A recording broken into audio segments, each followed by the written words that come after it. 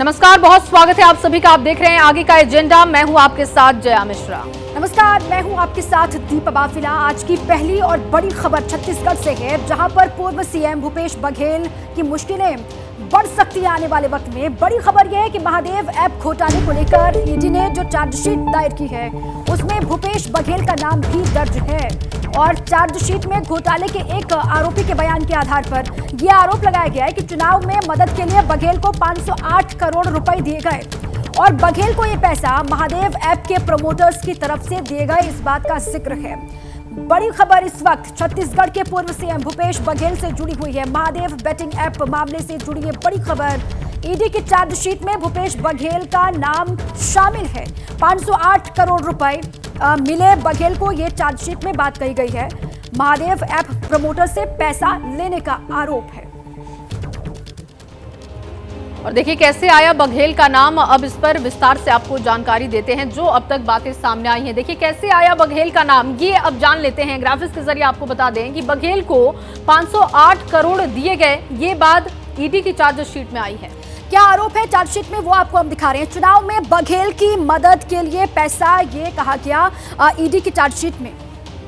बिल्कुल, और आरोपी असीम दास के बयान का ये आधार पूरा ईडी ने रखा है कि जो आरोपी असीम दास है उसने भूपेश बघेल का नाम सामने रखा और साथ ही महादेव ऐप प्रमोटर्स ने पैसा दिया, इस बात का भी जिक्र है ईडी की चार्जशीट में। और इसीलिए कहा यह जा रहा है कि मुश्किलें जो है आने वाले वक्त में और बढ़ सकती है भूपेश बघेल की। बिल्कुल, और हमारे साथ रायपुर से एबीपी न्यूज संवाददाता जयप्रकाश त्रिपाठी जुड़ चुके हैं। जयप्रकाश, सूत्रों के हवाले से तो चुनाव को लेकर बघेल का कनेक्शन घोटाले से खूब जोड़ा जा रहा था, अब चार्जशीट में नाम आ गया है। कितनी मुश्किल में बघेल इस वक्त दिखाई दे रहे हैं? देखिए, महादेव बैटिंग ऐप मामला जो है एक बहुत बड़ा मामला था। इस पूरे मामले पर ईडी जांच कर रही है। फिलहाल ईडी ने जो एक सप्लीमेंट्री चार्जशीट जो है जमा की है, उस सप्लीमेंट्री चार्जशीट में सीधा भूपेश बघेल का नाम है, क्योंकि भूपेश बघेल का नाम लिया था असीम दास ने। असीम दास की जब गिरफ्तारी हुई थी और उससे करोड़ों रुपए बरामद किए थे ईडी की टीम ने, तब पूछताछ में उन्होंने भूपेश बघेल का नाम लिया था। और अब जो है ईडी ने अपने चार्जशीट में बाकायदा भूपेश बघेल का नाम दिया हुआ है। तो कहीं ना कहीं जो पूर्व मुख्यमंत्री हैं छत्तीसगढ़ के भूपेश बघेल, उनकी मुश्किलें बढ़ सकती हैं। आने वाले दिनों में लोकसभा चुनाव है और चार्जशीट में साफ तौर पर लिखा गया है कि विधानसभा चुनाव के दौरान जो है लगभग 508 करोड़ रुपए की जो है मनी लॉन्ड्रिंग हुई, पैसे का लेन देन हुआ। क्योंकि इसके पहले जो दुबई में महादेव ऐप के जो प्रमोटर्स थे सोनी, शुभम सोनी, इसके अलावा रवि उत्पल और सौरभ चंद्राकर, इन लोगों की तरफ से भी एक आरोप दिया गया था कि कहीं ना कहीं जो है राज्य में काम करने के लिए उन्हें जो आज़ादी दी जाती थी, उसके बदले में जो पैसा है वो भिजवाया जाता था हवाला के थ्रू। तो अब भूपेश बघेल का नाम जिस तरह से चार्जशीट में आया, तो निश्चित तौर पे भूपेश बघेल की मुश्किलें बढ़ सकती है। और आने वाले दिनों में लोकसभा चुनाव है, मतलब ये देखा जाए कि अगर भूपेश बघेल की गिरफ्तारी हो जाती है चार्जशीट के बाद या पूछताछ के लिए बुलाया जाता है, तो छत्तीसगढ़ कांग्रेस को लोकसभा चुनाव में भी बड़ी मुश्किलें हो सकती है।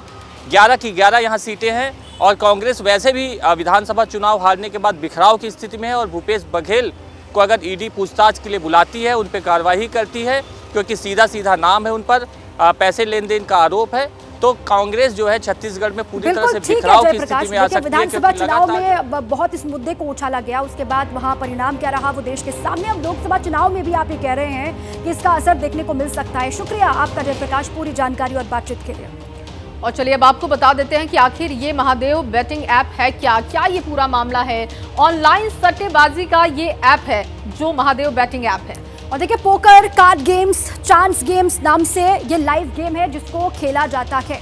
बिल्कुल, और इसके साथ ही आपको बताएं कि क्रिकेट, बैडमिंटन, टेनिस, फुटबॉल में भी अवैध सट्टेबाजी इस ऐप के जरिए की जाती है। सौरभ चंद्राकर और रवि उत्पल मेन इसके प्रमोटर रहे हैं।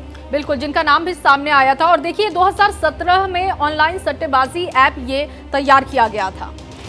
महादेव बैटिंग ऐप क्या है, इसको लेकर ये जानकारी आपके सामने हम रख रहे हैं। देखिए 2017 में ऑनलाइन सट्टेबाजी ऐप ये बनाया गया और उसके बाद लगातार ये ऐप सुर्खियों में, kई बड़े नाम भी सामने आ रहे हैं। इस खबर पर जो भी अपडेट उससे आपको लगातार हम रूबरू करवाएंगे।